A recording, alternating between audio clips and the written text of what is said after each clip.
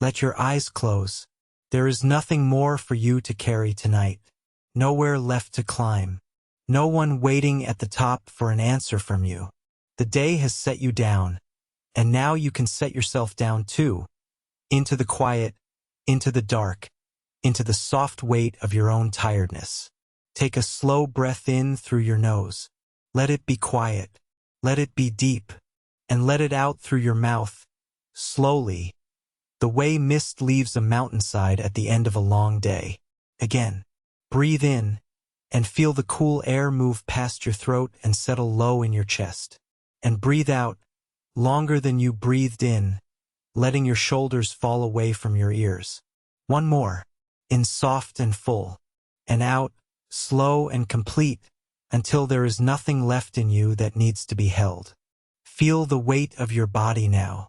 Feel where you meet the bed, the mattress holding the backs of your legs, your hips, the long quiet line of your spine. You do not have to hold yourself up anymore. The bed is doing it. Let it.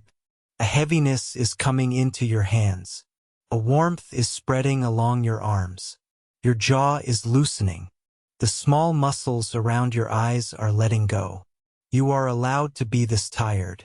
You have climbed a long way to get here, and you have earned this rest. Let your attention drift down through your body, the way warmth settles into the ground after the sun has gone. Down from the crown of your head, past your brow, smoothing the place between your eyebrows that has held so much of today. Down through your throat, which can stop holding its words now. Down through your chest, which can stop bracing. Down through your belly, which can finally go soft. Down through your legs, all the way to the soles of your feet, until every part of you is resting, supported, asking nothing of itself. There is no part of tonight you have to manage. The work of the day is finished, whether or not it is done.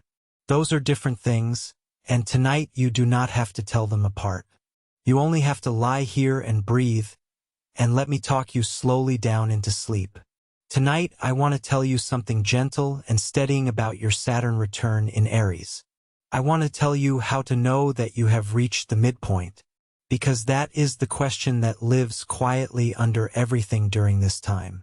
Not, is it hard? You already know it is hard. The real question, the one you almost never let yourself ask out loud, is simpler and more tender than that. How far along am I? Am I near the middle yet? Is there a turning somewhere ahead? Or does this just go on? Saturn has come back to the place it stood in the sky on the day you were born. In Aries, the sign of the first spark, the sign of raw will and beginnings, it has come to test whether the self you built in your 20s can actually carry your weight. This is roughly the season between your 28th and 30th year, give or take, when Saturn finishes its long slow circle and stands once more where it began. If you were born in the late 1990s, this is your season now. And if it came a little early or runs a little late for you, that is fine. Saturn does not read calendars. It reads readiness. What makes the Aries version of this so particular is the fire. Aries is the part of you that wants to charge, to begin, to do it now and do it alone. And Saturn is the slow one, the patient one, the planet of time and limits and the long way around. So this whole season is a meeting of opposites inside you. The fire that wants to leap, and the weight that says, not yet, walk. The midpoint is the place where those two finally stop fighting, just for a while, and stand together and look at the view. You do not need to remember any of this. You do not need to hold it. Let it move through you the way wind moves through a high pass, touching everything and keeping nothing. It helps, I think, to know who Saturn is in the old Vedic telling before you trust him with the middle of your story. In the Vedic sky he is called Shani, the slow one, the planet who takes the longest of all the visible ones to walk his circle around you. He is the son of the sun, and yet he is cool where his father is hot, dark where his father is bright, patient where his father is proud. The old stories say he walks with a limp, unhurried, never rushing, because time itself cannot be rushed, and Shani is the keeper of time. They call him the great teacher and also the great judge. But he is not a cruel judge.